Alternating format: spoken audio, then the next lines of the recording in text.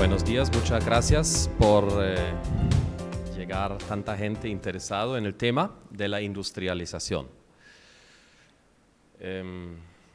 Yo tengo hace años una empresa que se llama Ecobambú, pero también he trabajado para la GTZ, he trabajado para la ONU, trabajo con algunas universidades, a pesar que soy carpintero, pero igual como mi antecesor, Charpentier, nosotros nos prestamos para todo.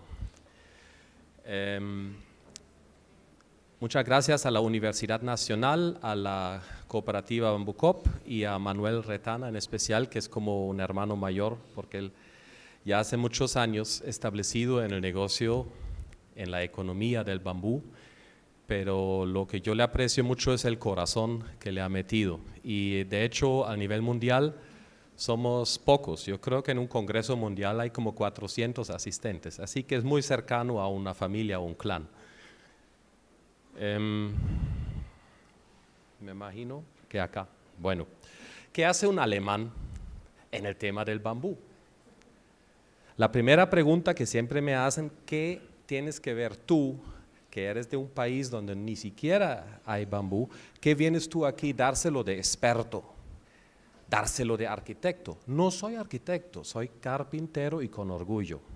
Nosotros miramos en nuestro gremio de los carpinteros a una historia de miles de años, específicamente como gremio organizado en Europa desde el medieval, y tenemos hermandades que pasamos los conocimientos y las estructuras sociales dentro de nuestros grupos, nos decimos dónde hay trabajo, etcétera, y tenemos una migración de 2 años, normalmente por el ámbito europeo, donde aprendemos técnicas con diferentes maestros. Así, dentro de muy poco tiempo, ganamos una amplitud de conocimientos tecnológicos que llegan desde hacer puentes hasta casas, hasta barcos, cualquier cosa. Sin embargo, el carpintero alemán moderno ya no trabaja con el serrucho y con el martillo, escasamente.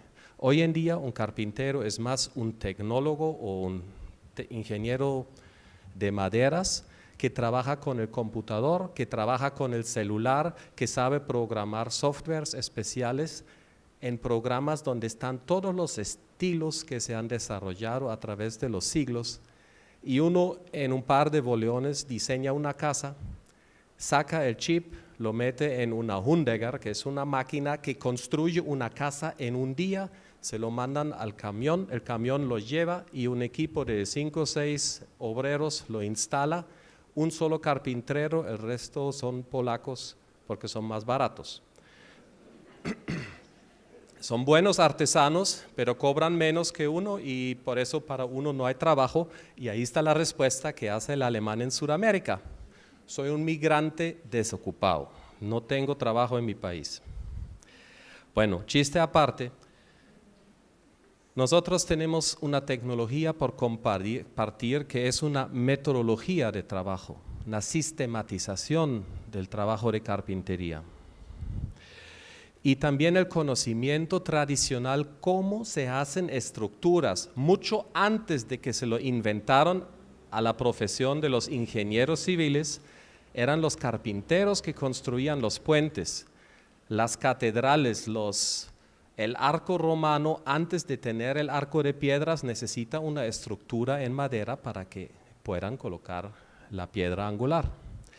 Entonces ustedes en esta foto ven que un puente de madera del siglo XVI y mi interpretación, un puente en bambú, realmente se ven muy parecidos. Usted ve las crucetas. ¿Alguien tiene este es uno de estos? Ah, no, este se va caminando solo.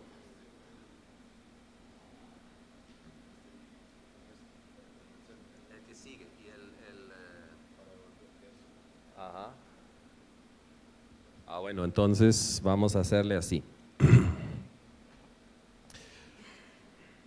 Tecnología de madera transferido al bambú. Mire, el arco, las crucetas, los diagonales, es básicamente la misma tecnología. Hay una transferencia tecnológica muy sencilla.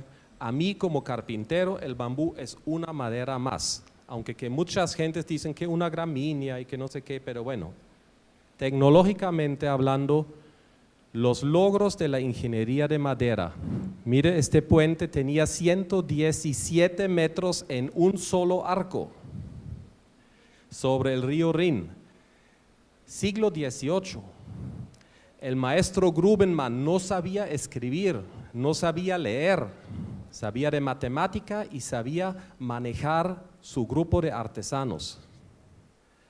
Él convenció el Consejo de Schaffhausen de hacer este puente, y estamos hablando de casi 6 metros de ancho. Él hizo una maqueta y se paró encima de la maqueta. Eso cuenta la historia, la anécdota, cómo convenció él al consejo en tiempos de que no había AutoCAD, ni cálculos estructurales SAP 2000, ni nada parecido. Entonces él es mi ídolo y yo estoy poniéndole el seguimiento en el tema del bambú. Este puente tiene 40 metros, es en la Tecnológica de Pereira.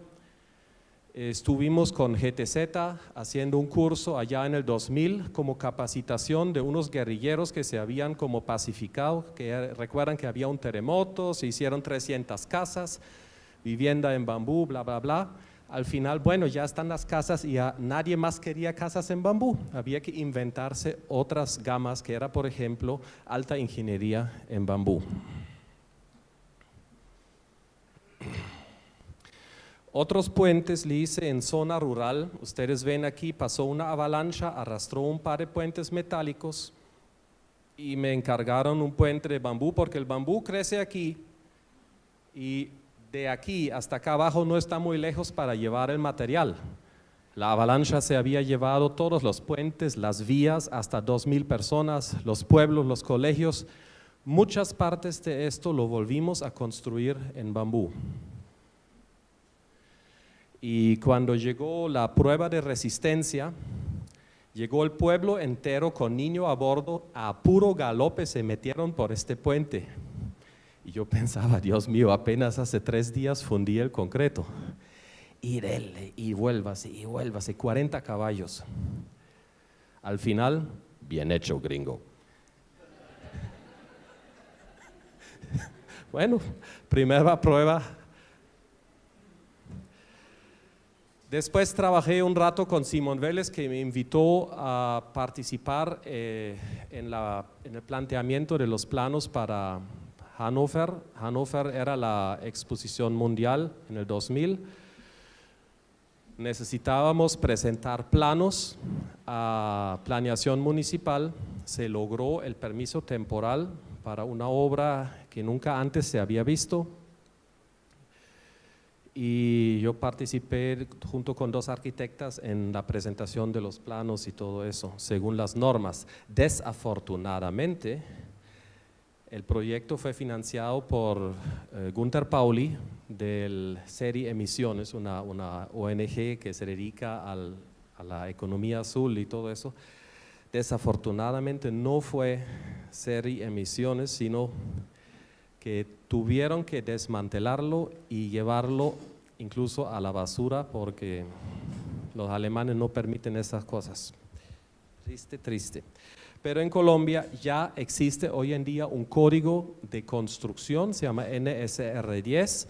Yo pido a la Universidad Nacional que se pongan en contacto con los ingenieros y cuanto antes homologan el código constructivo, porque con los ingenieros es muy sencillo, ustedes lo llaman incluso ciencias exactas.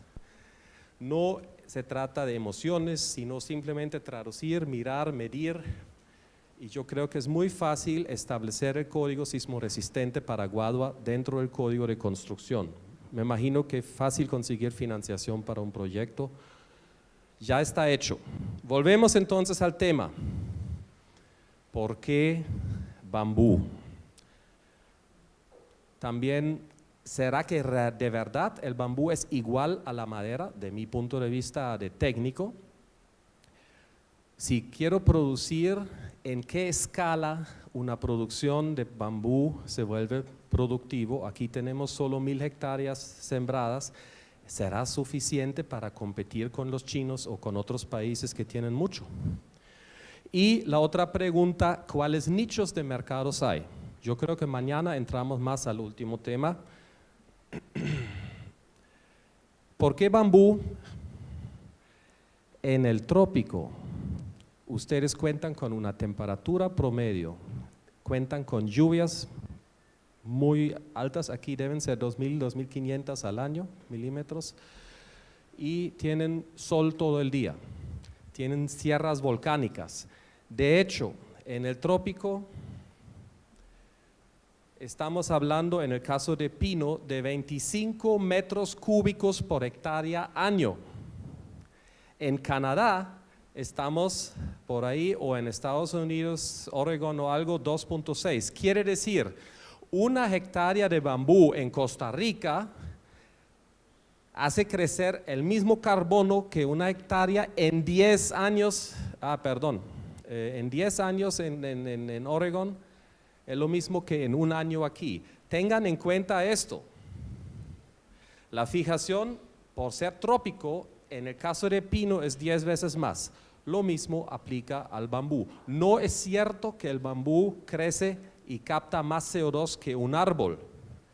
Se refiere solo que madera dura tropical, crece mucho más lento que, por ejemplo, un bambú, pero el pino y el eucalipto le ganan, por lo menos en el caso de Guadua. Yo no sé, habrá que mirar realmente el Dendrocalamus asper, dónde está ubicado en medio de eucalipto y pino.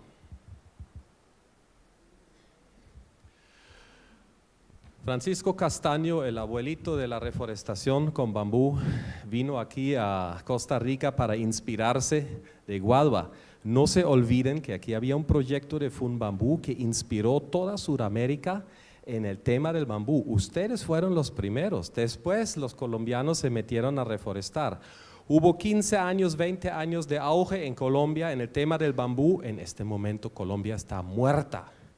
Los mismos ingenieros forestales que llevaron el tema a un muy alto nivel ahora están sofocando la economía del bambú por excesos de permisos y certificaciones. Más rato entramos al tema, pero es interesante que el bambú en sí es una planta pionera. Ella te invade un cultivo agrícola lentamente, como 1 metro por año por ahí, pero ella se mete. Si uno lo tiene, por ejemplo, sembrado al lado de un río, en una cañada, usted lo siembra abajo, él mismo se encarga de llevar a conquistarse toda la loma, sube 30, 40 metros y transporta el agua a través de su rizoma hacia la cima. El corredor biológico ideal se inicia con reforestación de bambú, no hablando de hectáreas, sino de metros lineales. Al lado del río se siembra guadua, y guadua es una planta altamente asociada con otras especies, y a los 20 años, 30 años, usted tiene 200 metros de ancho y tiene un sistema de redes que invade hasta las más altas montañas, corredores biológicos. ¿Por qué bambú? La otra pregunta es la resistencia de la fibra de bambú, y aquí tenemos que entender qué es una fibra. Una fibra básicamente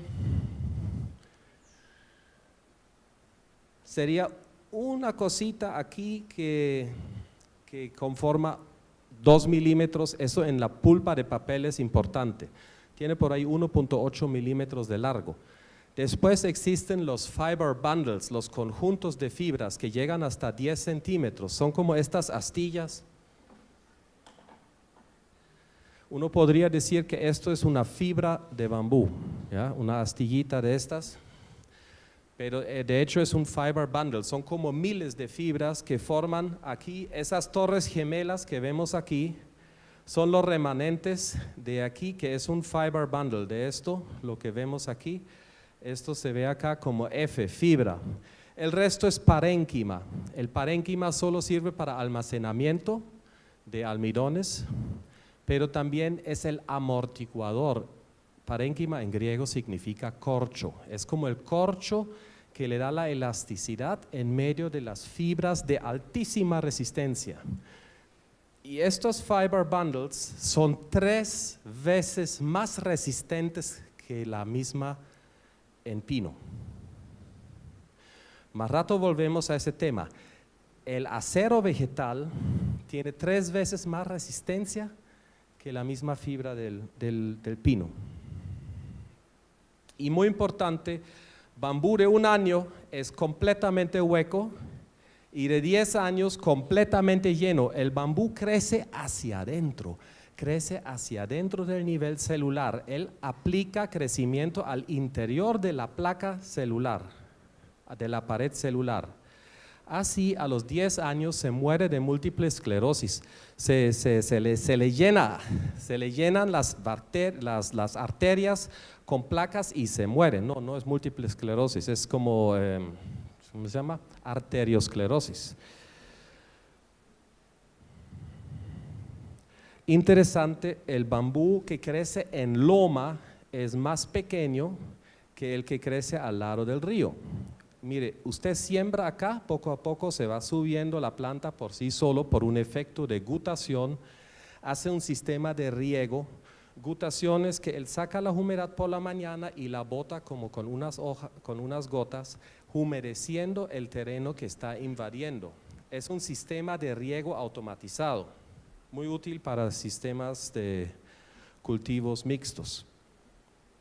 Bueno, este aquí ya lo conocen, la separación entre cepa, basa, sobre basa. Yo en la construcción solo voy de aquí hasta acá. Uno de los éxitos de la construcción es trabajar solo con la mitad para abajo. ¿Qué hacemos con el resto?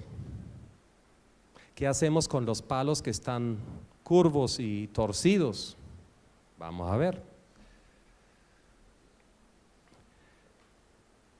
La resistencia del bambú en frente a un huracán, este Orchid Pavilion, este pabellón de McKee Botanical Gardens en Vero Beach, es la primera obra con todos los planos y certificación por City Hall, la primera obra en Estados Unidos con todos los permisos y sobrevivió 2 huracanes en 1 año, el huracán Rita. No existen árboles ya alrededor, pero el kiosco todavía está ahí. Yo hice una exportación de 8,000 bambúes que todos tenían que ser 236.5 centímetros de largo, tenían que tener 1.5 de pared y entre 8 y 10 centímetros de ancho, pero cobré $4 por metro. ¿Ya? Entonces es interesante, hay especificaciones que eran para que los alemanes instalaran este bambú aquí en un parqueadero con puras vigas en I, pura estructura metálica, pero para que los niños ni se caen ni los carros se pasan por la pared. Mire, esto lo hicimos en el 2004 y en el 2011 me volvieron a pedir 8,000 palos.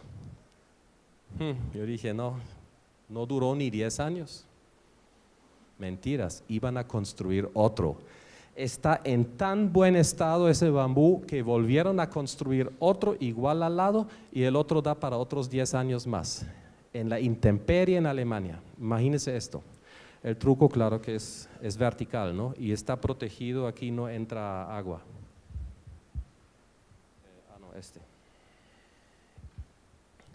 Mire, aquí está el nuevo. Este era el viejo, está un poco sucio, pero está íntegro, no había que cambiar nada. Y está el nuevo. ¿Qué hace bambú en Alemania? Bueno, igual puede uno decir que hace un león, que hace un tigre en Alemania. Hay un zoológico, él está dedicado a la conservación de especies que están en peligro de extinción, han de tener un jaguar también. Lo tienen haciendo el amor a todo el nivel mundial porque los llevan en avión de uno al otro zoológico para que no se extingue la especie y que no se haya demasiado incesto. Tiene una vida chévere. Pero igual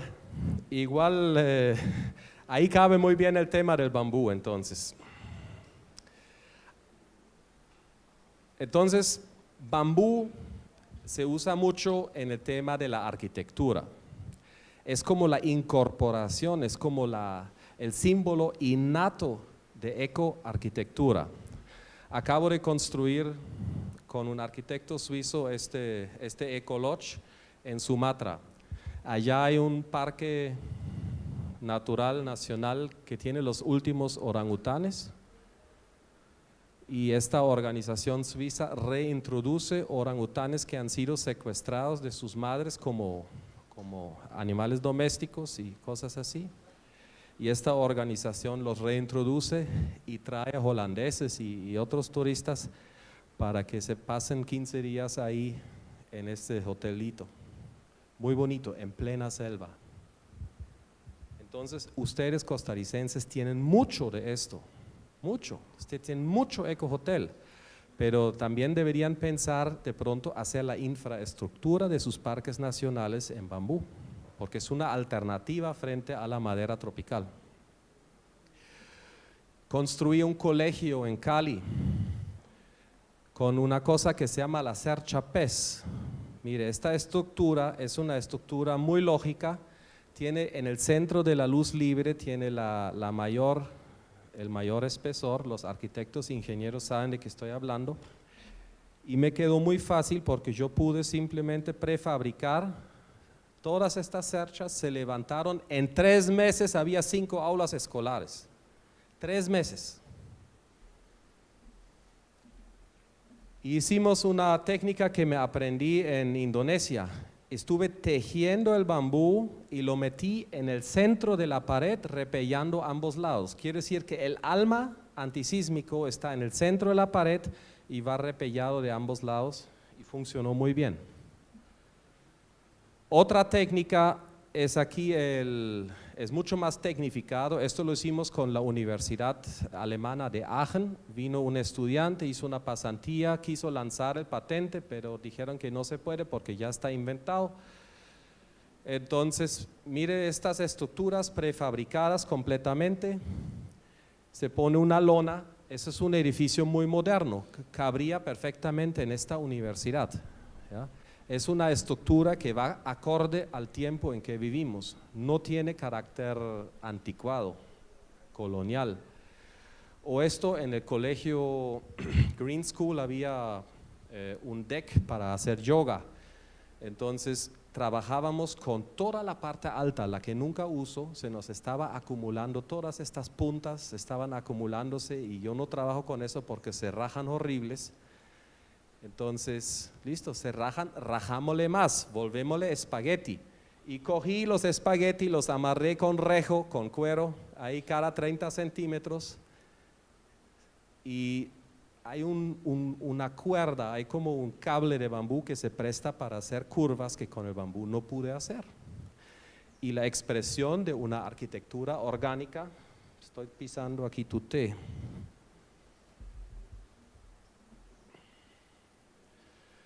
Otro sistema constructivo interesantísimo. A pesar que usted tiene bambú limitado, digamos de 6, 8 metros, usted trabaja con una malla sobreponiendo 2 o 3 niveles y puede intercalar las conexiones de los diferentes bambúes y esta malla la puede extender hasta 20, 30 metros o más. Esta obra tiene 30 por 20 por 20 de alto. Y es súper resistente, incluso contra huracanes. Y me sirve también como estantería. Nosotros usábamos solo la estantería metálica, está en el centro, para darle más o menos una figura, se coloca el bambú afuera, se ponen puros tacos de madera. Mire, aquí él está cortando un taco del mismo bambú, no estoy usando tornillos, y al final se quita la estructura metálica adentro. Queda en este orden. Es como una iglesia, es un templo, en este caso es un sitio para vender los productos de joya. Un joyero, John Hardy, me había contratado para rescatar esta estructura. Y en vez de un seguro contra fuego, ellos rezan un poquito a Shiva y eso parece que le da mejor resultado.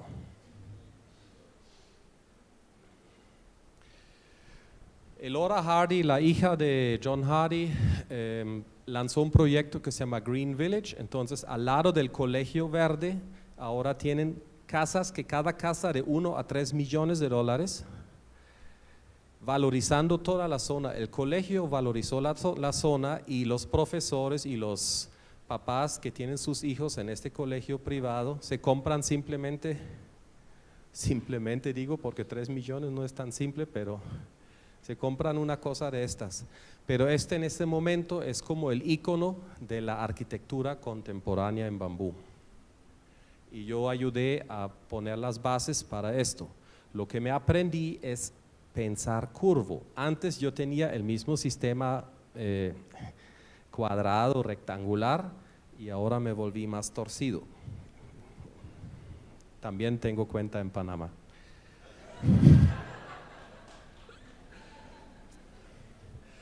Entonces,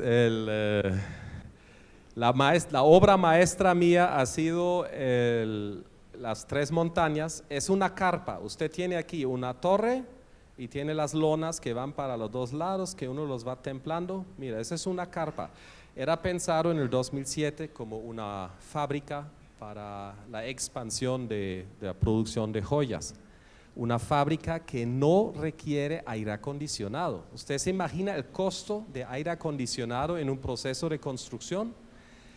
Construya más bien un edificio con aire acondicionado natural y rápidamente recupera la inversión.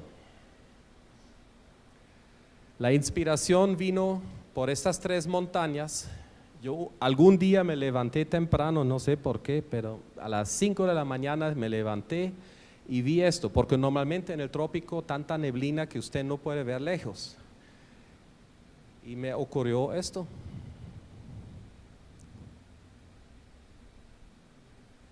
Esta torre son 12 guaduas, de hecho son creo que 24 guaduas que aguantan, hemos calculado 40 toneladas. Mejor dicho, la capacidad portante de esto es prácticamente el peso de una tractomula. ¿Por qué? Porque viene muy arriostrado, viene muy zigzag, ¿ya? Los elementos están apoyándose mutuamente. El juego de la luz, acá arriba sale el agua y tiene un vidrio encima con 30 centímetros de espacio, así que todo el aire caliente tiene forma de salir naturalmente. Como el aire caliente sube, entonces siempre hay aire fresco de los alrededores. Le hicimos el cálculo estructural, como a las autoridades siempre hay que darle alimentación. Ellos piden cálculos estructurales y si no los trae, piden otros cálculos. Entonces es mejor traer el cálculo estructural. Entonces eso en todo el mundo parece que es el mismo vicio, pero de todas maneras nosotros llevamos unos profesores de la Universidad de Halle, Leipzig, que ellos vinieron con un par de estudiantes, dijeron eso nos está quedando grande, tenemos que comprar otro computador y otro software porque esto tiene más que 10,000 uniones para calcular. Después lo calcularon, me vinieron, bueno, estábamos tomando medidas, mire, aquí estamos colgando barriles, aquí hay 1 tonelada de tensión que causa cambios, etcétera, etcétera. Me vinieron a felicitar porque tenía 3% de desfase entre su diseño ideal y lo que se hizo. Entonces el 3% me parece que mi supercomputadora estaba bien ajustada. Esto se hizo a puro gut feeling, se hizo a puro conocimiento. Para que logramos algún día conocimiento tenemos que empezar. Entonces lo que el INA aquí está inspirando, que hagamos cursos, que hagamos capacitaciones para los estudiantes es muy importante. Hay que trabajar, hay que meter la mano en la masa para sentir el bambú y algún día ser capaz de hacer un ajuste tan concertado. En Bali, no, en Sumatra, estos son 12 metros, este coso tiene 20 de ancho por 50 de largo, pero mire, empieza con una A. Yo prefabrico la cercha completamente en el piso, me demoro un día hacerlo en el piso y 1 hora para levantarlo. Es muy distinto a trabajar con andamios y tener obreros todo el tiempo bailando en la altura, que es algo muy peligroso. Esta es metrología europea, aplicado al trópico, y me reduce los costos de producción en un factor de 1 a 5. Yo hago un puente en un mes. El primer puente que hice me demoré 5 meses, tenía 24 obreros. Hoy hago un puente en un mes con 12 obreros. Bueno, voy a simplemente mostrar esas fotos ya de la obra terminada.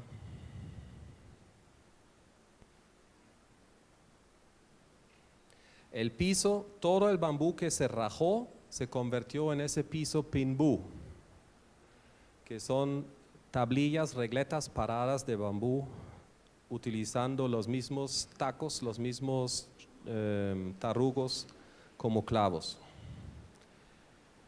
Y ya, en plena selva. A veces los micos llegan hasta incluso se cuelgan por allá adentro, le roban a uno la salchicha.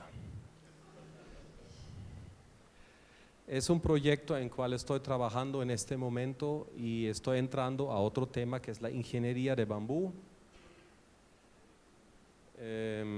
Ya habíamos hablado de la transferencia tecnológica. Lo que no he podido introducir en Colombia es la manera como utilizar los puentes. Ya sabemos construirlas, pero usarlas. Usted pasa por las autopistas y tiene 5 puentes en concreto y todo el mundo pasa por abajo, no los usan. Entonces alguien malentendió, bueno, mentiras, es uno de mis obreros poniéndole la cumbrera. Pero este puente se hizo en un mes,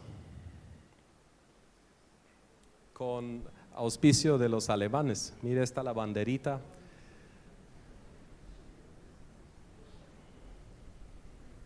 Este puente en Cúcuta es un homenaje al puente indígena, porque los indígenas suramericanos utilizan el bambú atirantado, usan el concepto del arco y lo cruzan. Mire, aquí vienen estos compresores, tensores y todo eso, y la protección es una lona, una membrana. Costó más la membrana que todo el puente, pero quedó como un icono, de una arquitectura urbana moderna. Y John Hardy, en el colegio Green School le hicimos esto. Mire el bambú negro que usted, ¿cómo le llaman al negro? ¿Atroviolesia o es laco? ¿O qué es la diferencia ahí? Gigantocloa atroviolacea.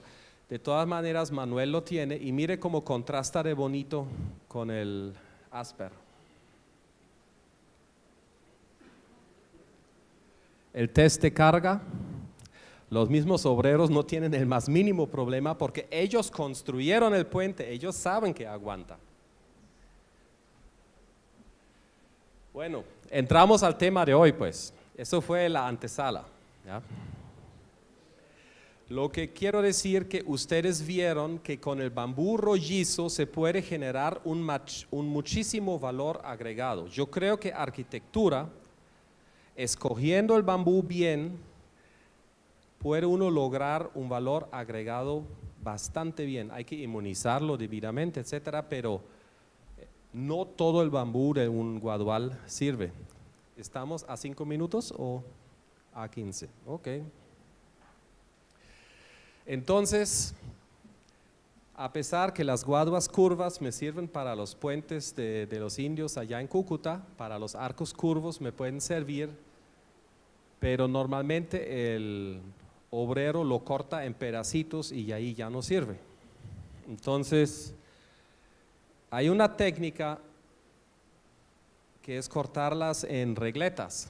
Y estas regletas posteriormente se ensamblan a tablas. Todos ustedes han visto estas tablas chinas, ¿no? Que los venden para cortar cebolla y cosas así.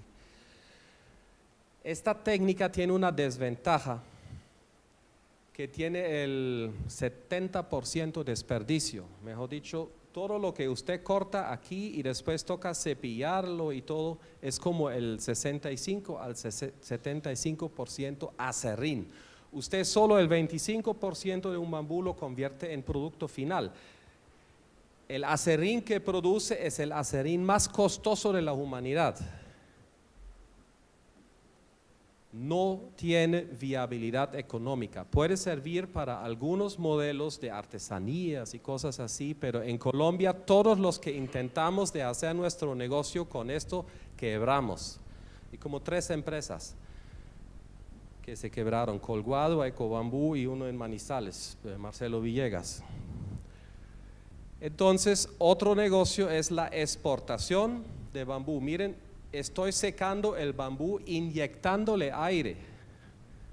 Como tengo una perforación, uso un sistema distinto a que ustedes usan acá. Yo hago inmersión en tanques con bórax. Por este mismo hueco le inyecto aire caliente y estoy bajando como 1%, 1 grado por día. Me tiene la ventaja que no se me están rajando los bambúes. Como lo estoy secando por dentro, se van reduciendo sin tensiones. Es una técnica, un invento por ahí que a la orden, porque yo no lo patenté, para que ustedes lo puedan aplicar. Entonces, la exportación de las 5,000 guaduas, un sistema de blanqueo que hay que hacerle unos 15 días después del tanque. Hay que hacerle hay que quemar la clorofila, porque la clorofila deja unas manchas de color café muy feos. Entonces es importante que el sol va acomodando un poquito, porque el cliente pide una guadua sin manchas, amarilla tiene que ser, sin manchas. ¿Qué hacemos con todo lo que no podemos exportar?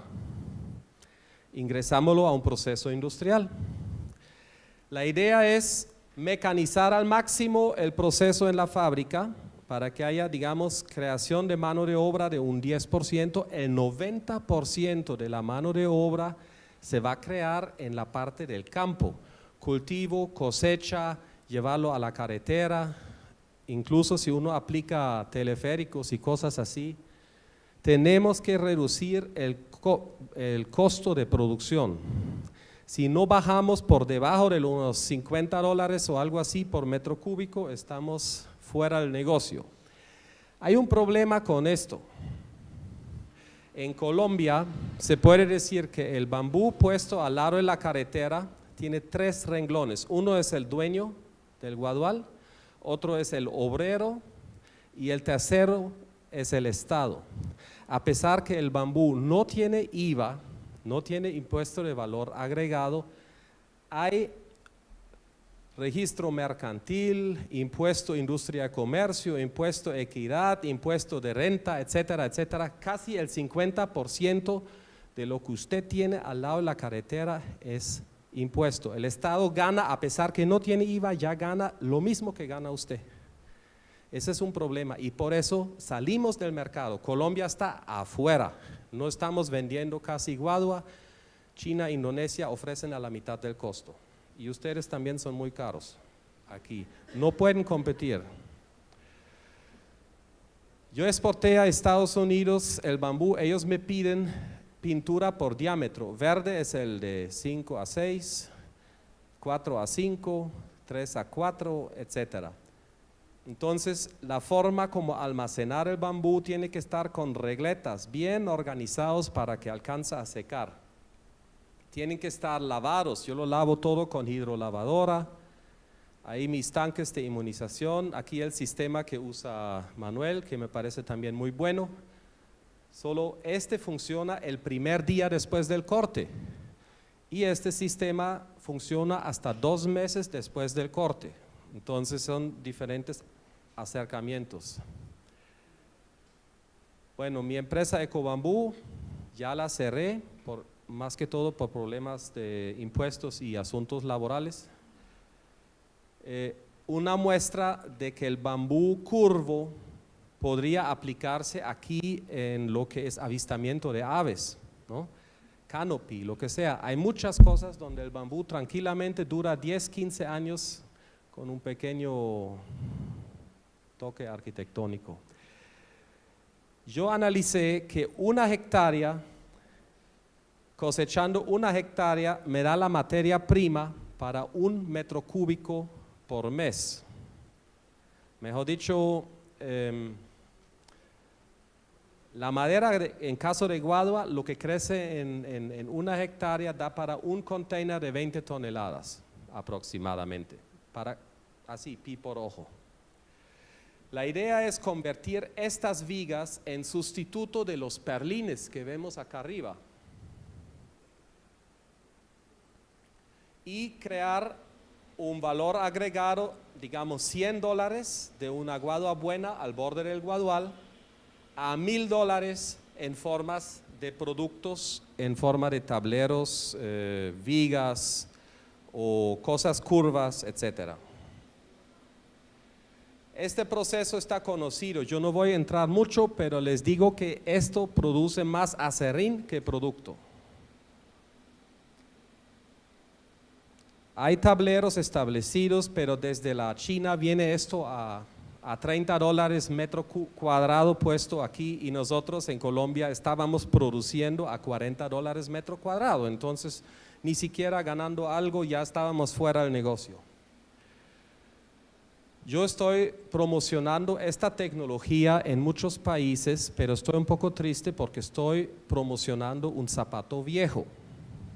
Pero para capacitación eso es muy bueno. Por ejemplo, el INA podría solicitar a la ONU, a la UNURI, podría lanzar todo un set de equipos.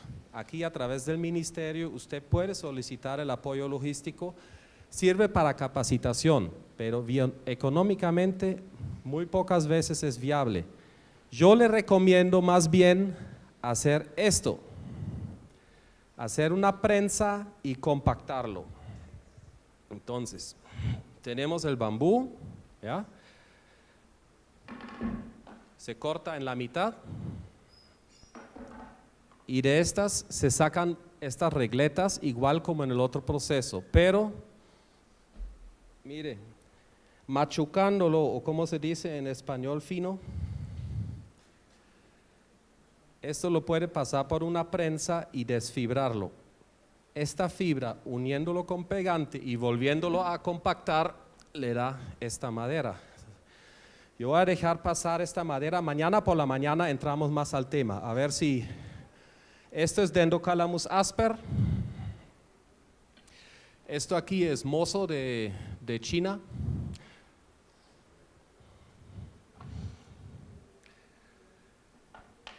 Y esto es el mismo bambú, pero termotratado.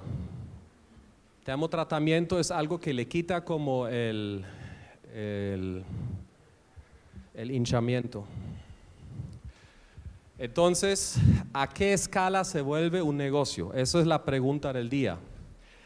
Los negocios de los tableros de bambú están en auge. Hoy en día hablamos de la mitad de todos los negocios son tableros. Y justo esta mitad viene en este momento de Chile. En Colombia importamos el 40% producto maderero de Chile y estamos aprovechando ilegalmente de los bosques el 40%. Quiere decir que solo el 20% es madera legal. ¿Por qué? ¿Por qué en Chile producen más barato que en Colombia? Hemos aprendido que el trópico es mucho más fértil, mucho más productivo. ¿Y por qué los chilenos son más baratos? Es sencillo. Tienen los impuestos más bajos del continente, tienen un 40.6% sobre los impuestos de la utilidad, mientras en Colombia todos los impuestos juntos suman 75%. Tenemos tantas arandelas y tantos impuestos que la empresa privada está muerta. Te castigan si abres empresa en Colombia. Por ende, es más barato importar.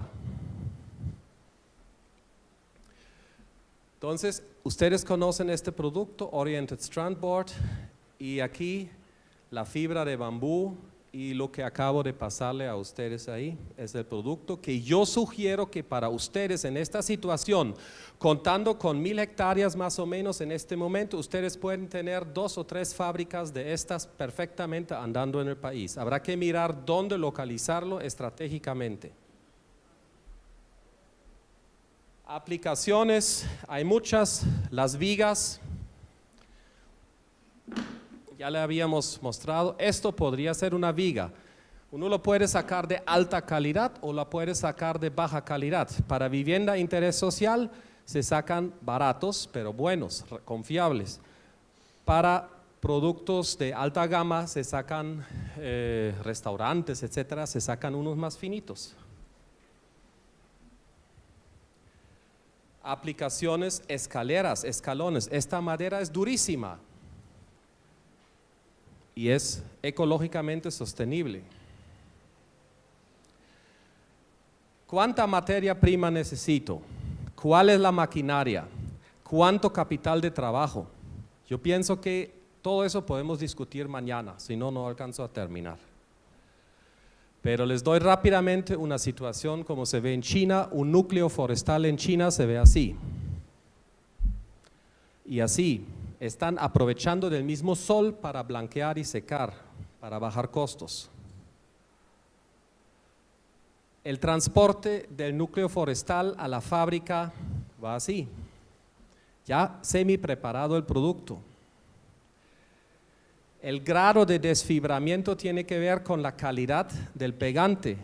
Invito a las universidades que hagan estudios hasta qué punto tenemos que desfibrar para después no gastar demasiado pegante, o al revés, cuáles son las empresas que producen buenos pegantes, etcétera. Todo eso está para investigar. Usted tiene toda una tarea para denominar la cooperación con la universidad, y estoy invitando también aquí al representante de la embajada alemana. En Colombia tuvimos un alemán fortaleciendo el desarrollo académico de la Facultad de Ciencias Ambientales. Un amigo mío, Michael Tistel, él apoyó mucho al bambú.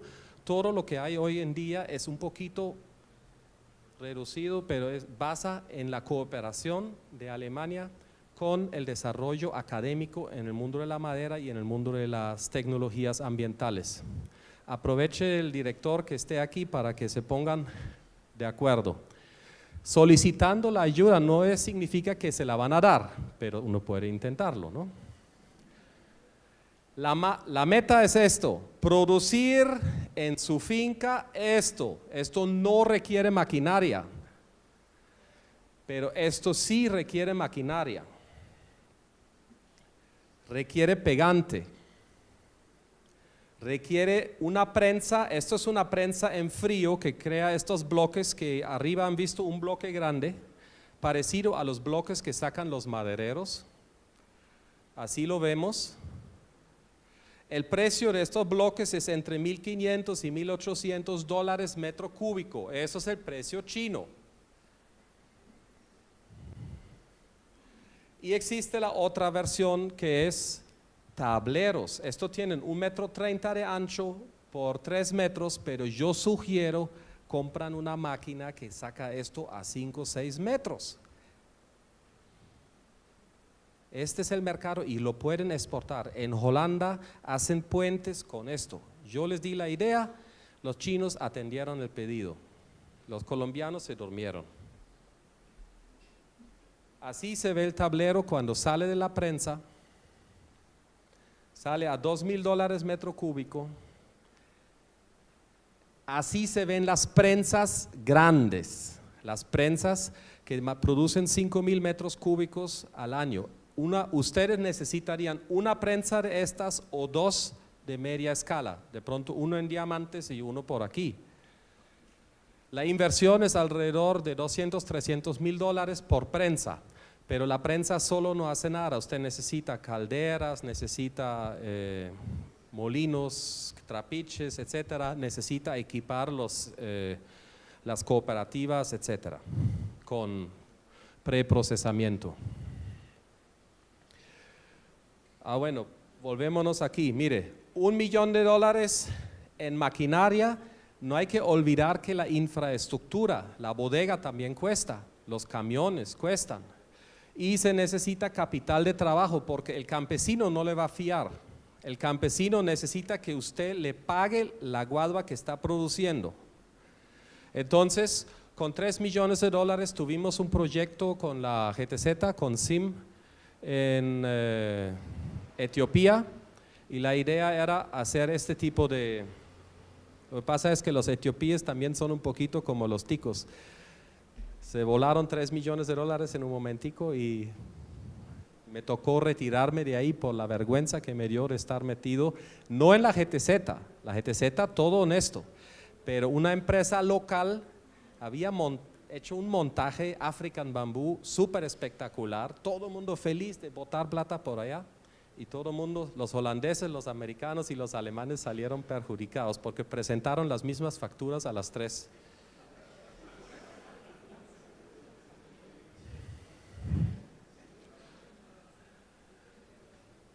Bueno, aquí tengo un ejemplo, ya estoy casi terminando, me voy a pasar, pero bueno, vea, para que ustedes tengan en cuenta este producto, yo veo esto como el futuro de Costa Rica en este momento. Materia prima por metro cúbico, pegantes casi el doble, mano de obra, bla, bla, bla, electricidad, aquí un costo de producción $1,200, quedan como un 30-40% para margen de utilidad, para competir internacionalmente. Si lo aplican nacionalmente, pueden tener más margen porque pueden tener diferentes calidades, pero si van al estándar internacional, es medio difícil competir. Pero con algo uno tiene que empezar. Miran estas vigas, se ven hermosas, no se ven como cualquier caoba o como cualquier palo del monte y son ecológicas. Bueno, no hablamos del pegante. Está catalogizado como la madera del futuro. Lo analizaron, los holandeses analizaron esto y dijeron, este es la madera del futuro. La madera fina no compite con madera blanda, compite con madera fina. Cambio de tema. Este producto aquí es diferente, es el mismo producto, es en la misma fibra, pero cambia el pegante epóxico. Sale mucho más caro, pero mire lo fino que se puede comprimir. Esto sería un trabajo de investigación o una empresa privada. Esto lo usa en Singapur, un amigo mío hace esto para sustituir las varillas de acero dentro del concreto. Utilización, nicho de mercado son las minas, porque cuando usted tiene ambiente salino, el mar o ambiente de ácidos de minería, el acero se descompone, no hay acero que valga, pero esto, una maravilla. Cambio total de tema, el futuro de Costa Rica. Yo quiero pasar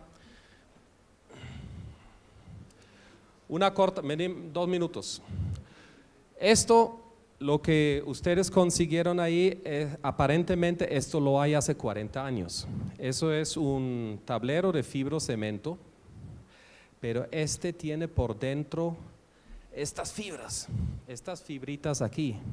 Y como son 3 veces más resistente que el pino, esto es una mezcla entre el OSB y el aglomerado. Está categorizado como estructural. Usted puede hacer formaletas con esto o puede caminar en ello. Es esa prueba de bala, mejor dicho, para Colombia ideal.